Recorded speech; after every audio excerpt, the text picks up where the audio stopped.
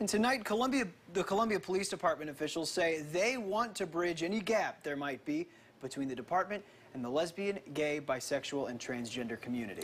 The department will now have an official liaison to handle LGBT-related calls for service. ABC 17's Dan Macinio joins us live from the Columbia Police Department. And Dan, CPD has not hired a new officer for this position.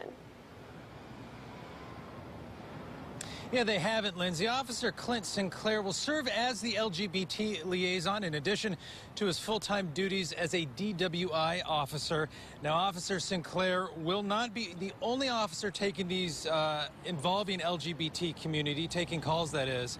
However, he will be available on a regular basis to help officers that do. Sinclair says this position is needed to provide better service for the growing LGBT community in Columbia. He'll be at LGBT community events representing the police department. He'll also meet with business groups and LGBT community groups. Now, Officer Sinclair says he's had positive feedback from the LGBT community so far, telling him there's a need for it and that they're excited.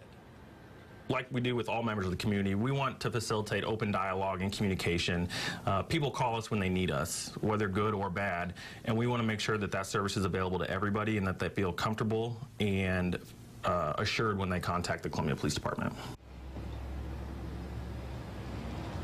Now, there are mixed opinions about this LGBT liaison at the Columbia Police Department. We've had a lot of viewers post comments on our ABC 17 News Facebook page.